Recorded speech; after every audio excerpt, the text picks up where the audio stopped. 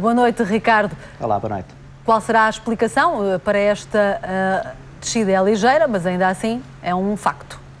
É verdade, mas esta sondagem tem uma amostra muito reduzida e, portanto, é natural que ao longo destes dias vá haver muita volatilidade, vai haver muita variação entre os resultados dos diferentes partidos, sem que isso constitua, na verdade, do ponto de vista factual, alguma mudança naquilo que é a intenção de voto dos eleitores.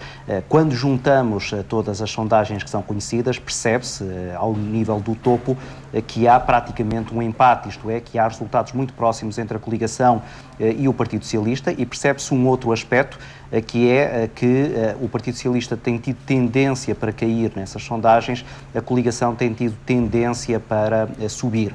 E esses são, digamos assim, os elementos que nós dispomos agora, embora numa campanha que já se percebeu vai ser muito renhida, onde ainda por cima as sondagens acabam por contribuir para um apelo ao voto útil e para um apelo ao combate à abstenção, tudo isto possa, daqui a 8 dias, 15 dias, estar bastante baralhado.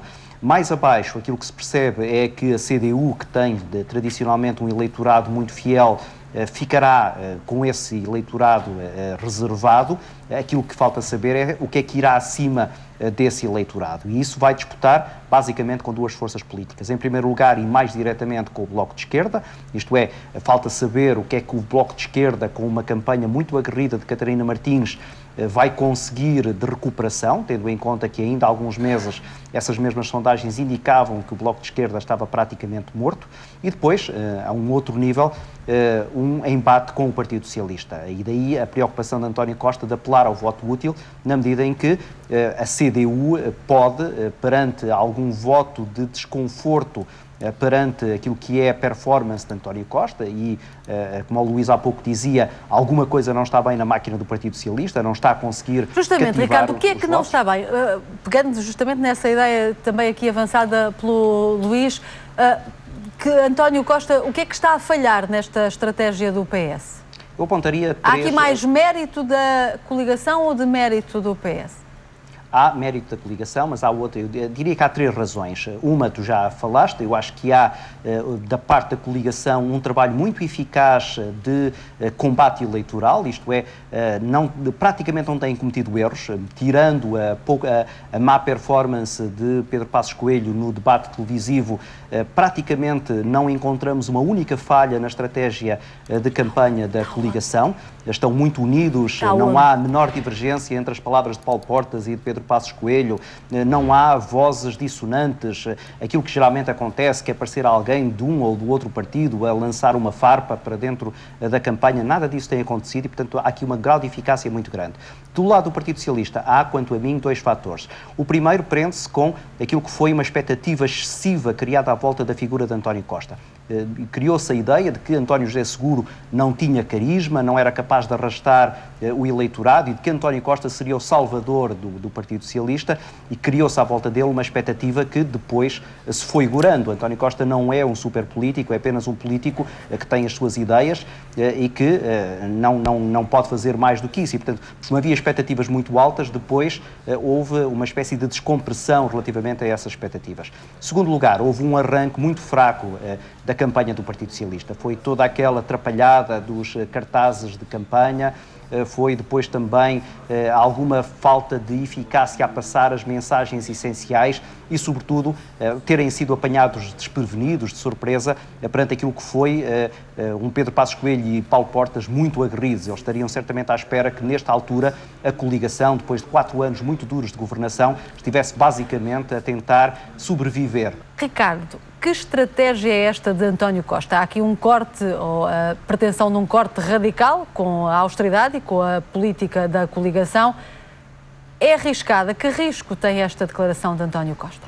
Era uma declaração desnecessária, por dois motivos. Em primeiro lugar, porque é fácil de entender que se António Costa eventualmente perder estas eleições, ele não continuará a ser secretário-geral do Partido Socialista.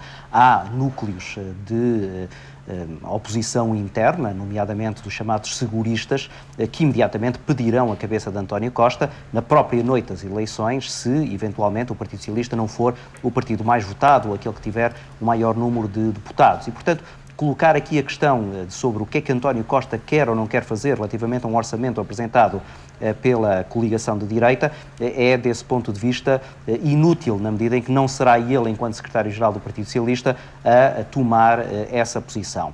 É depois uma segunda falha por um outro aspecto que esse me parece mais interessante. É que, na verdade, António Costa estará a fazer aquilo que, do ponto de vista da estratégia política, é o mais certo. Isto é, se António Costa anda pelas ruas do país a dizer que a proposta do Partido Socialista é radicalmente diferente da proposta da direita, dizer aqui que depois, quando a direita apresentar um orçamento de Estado, que ele anda a criticar de forma muito dura todos os dias, pode ter o voto do Partido Socialista, é de alguma maneira retirar balas para esta arma que, do ponto de vista eleitoral, é certamente muito eficaz. Agora, o que António Costa não deveria era ter sequer enfrentado esta questão. Desse ponto de vista, Pedro Passos Coelho tem sido muito mais sensato. Isto é, por exemplo, quando lhe perguntam sobre a questão dos cenários pós-eleitorais, ele, do princípio até ao fim, de resto fê-lo ainda hoje a propósito da questão da decisão que eventualmente o Presidente da República terá que tomar sobre se dará posse a um governo de partidos que tenham tido mais votos ou mais deputados eleitos. Já lá eleitos. vamos a essa questão, Ricardo. Sim, isto é só para dizer que ele diz imediatamente: eu não faço cenários pós-eleitorais. Isto é, recusa completamente falar sobre o que é que fará ou não fará se for eleito ou se não for eleito. Faria sentido António Costa agora dizer que é frontalmente contra a política preconizada pela coligação e depois, enfim, votar a favor no Orçamento de Estado que poria na prática essas medidas de austeridade contra as quais ele se tem batido. Isso não fazia sentido, mas também não fazia sentido pronunciar-se da maneira que fez. Poderia perfeitamente ter contornado a questão, ter dito que não comentava cenários pós-eleitorais, mas admitir que, na verdade, este é um momento em que vai ter que haver muito diálogo, vai ter que haver muita concertação, porque é um momento particularmente delicado daquilo que é a configuração do estado do país para os próximos anos. Mas o problema é que este erro de António Costa está alicerçado num erro anterior, que foi o de, no debate nas rádios com Pedro Passos Coelho, ter também rejeitado sentar-se à mesa das negociações à volta da matéria da segurança social. E esta sim merece que os políticos digam que estão pelo menos abertos, disponíveis para se entender. Porque enquanto que o Orçamento de Estado é uma matéria conjuntural, isto é, dura um ano, matérias como as da segurança social ou, sei lá, o mapa da administração do país ou o mapa judiciário, enfim, há uma série de questões que são questões estruturais e que ultrapassam mais do que uma legislatura, não é sequer um ano, são legislaturas inteiras mais do que uma legislatura e nas quais, ou à volta das quais, os partidos, sobretudo aqueles que têm aspirações a ser poder, deveriam entender-se. E, portanto, António Costa cometeu um duplo erro. Cometeu o erro de cair nessa rasteira de falar da aprovação de um orçamento de Estado, criando a ideia de que ele será um foco de instabilidade. Segundo lugar, mostrou que não está não apenas disponível para a questão do orçamento, mas aí nós até entenderíamos que ele não queira colocar o seu selo baixo de propostas contra as quais tem muitos argumentos, mas não está também disponível para aquelas matérias onde deveria haver pontos de contacto. E olhando para os programas do Partido Socialista e da coligação, vemos que relativamente à segurança social, apesar das diferenças, há ali, na verdade, matéria que pode ser de contacto e à volta da qual, certamente, e juntamente também com outros protagonistas da sociedade civil, seria possível chegar a um entendimento. António Costa está, com esta estratégia, a criar a ideia de um político inflexível, de um político arrogante e que não dá sequer hipótese para um entendimento pós-eleitoral, percebendo nós, pelas sondagens, que dificilmente haverá uma maioria absoluta que permita essa atitude de rejeição de qualquer outra proposta. Mas justamente falas na maioria absoluta. António Costa hoje voltou mais uma vez a pedir uma votação, uma maioria clara, uma votação forte no Partido Socialista. Há também essa notícia das intenções de Cavaco Silva em relação à formação do governo, pelos mandatos e não pelo número de votos.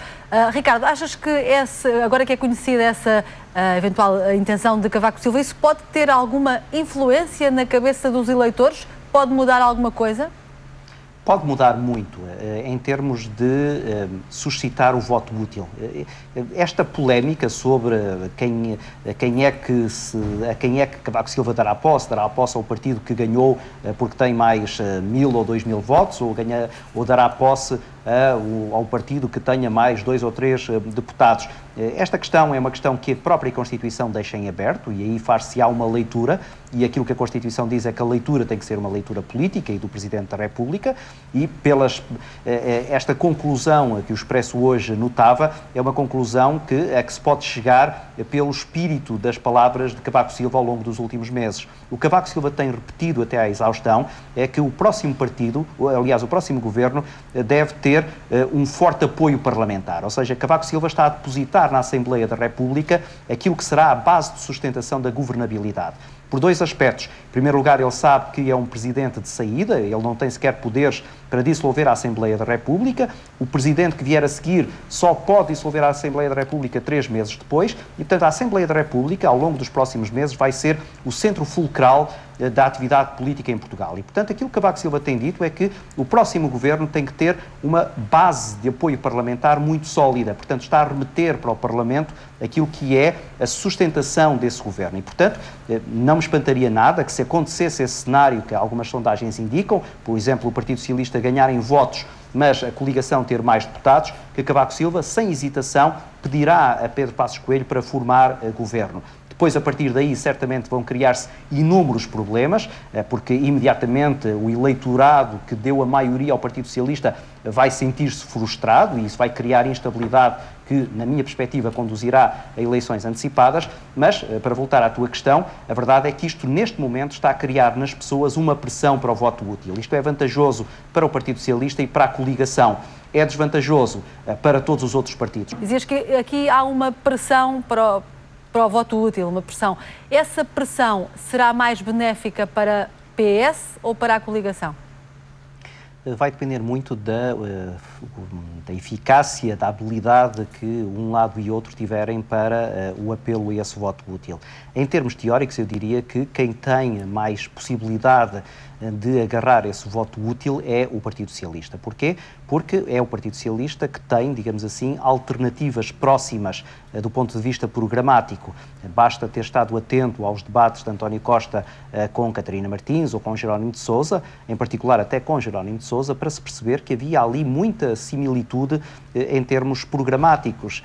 Houve muito mais aspectos em que António Costa e Jerónimo de Sousa concordaram do que discordaram, tirando as questões europeias, onde claramente há divergências. O Partido Socialista é muito mais europeísta que o Partido Comunista, as questões do euro, mas tudo o resto eu diria que há ali pontos de contacto muito evidentes entre o Partido Socialista e o Partido Comunista e também, em alguns aspectos, com o Bloco de Esquerda. Ora, é para aí então que algum voto de descontentamento relativamente a este governo pode depois descair, se não cair, nos braços de António Costa. E, portanto, eu diria que é ele quem tem maior possibilidade de atrair esse voto útil. A não ser que, e este é importante, que consideremos também o voto útil aquilo que é a capacidade de mobilizar potenciais abstencionistas, isto é, eleitorado que tradicionalmente votava PSD ou CDS, que se zangou com Pedro Passos Coelho por causa das medidas de austeridade, pensionistas que ficaram com as suas pensões mais pequenas, funcionários públicos... Aliás, daí aquele apelo na entrevista da RTP de Pedro Passos Coelho, aquele apelo direto ao eleitorado do PSD, eventualmente que possa estar desiludido. Claro, exatamente, e por isso é que eu dizia, esse eleitorado que geralmente votava à direita, mas que agora ficou triste com Pedro Passos Coelho, zangado, se quiserem, até com Pedro Passos Coelho, e que pode eventualmente vir a ser conciliado por essa ação de campanha da coligação Portugal à frente. E desse ponto de vista também poderemos considerar isto aí o tal voto útil, isto é, pessoas que diziam eu no Partido Socialista não voto, nunca votei, não é agora que vou votar, mas sinceramente eu costumava votar no PSD, mas olha, depois destes 4 anos não me está a apetecer muito. Ora, aquilo que Pedro Passos Coelho e Paulo Portas têm que fazer é conseguir tirar essas pessoas da cadeira e fazer com que no dia 4 de outubro elas vão votar. E, portanto, eu diria que este cenário de pressão relativamente ao voto útil pode eventualmente ser esgrimido por ambas as partes. Quem fica claramente a perder são estes partidos que agora estivemos aqui a ver, que em teoria têm o seu caminho mais fácil, isto é, depois destes anos de austeridade, qualquer um de nós se sente agradado com as críticas ferozes que estes partidos fazem, mas que, ao contrário do que está a acontecer noutros países... Ricardo, perante o que se conhece até agora, ainda é muito cedo, até 4 de outubro, muito falta ainda por dizer e argumentos por esgrimir. Perante este cenário, parece-te crível uma maioria absoluta? Não, eu diria que é quase impossível uma maioria absoluta, a não ser que realmente aconteça agora alguma coisa de extraordinário, um dos partidos acabe por revelar algum aspecto que nós não conhecíamos, uma proposta absolutamente surpreendente por parte de um destes protagonistas. Se isso não acontecer, eu diria que vai haver eleições muito reunidas até ao fim e o resultado não será muito desequilibrado. Obrigada, Ricardo Jorge Pinto. Boa noite para ti. Então, a opinião do Ricardo Jorge Pinto. Luís Rosa, julgo que tens uma opinião diferente neste caso.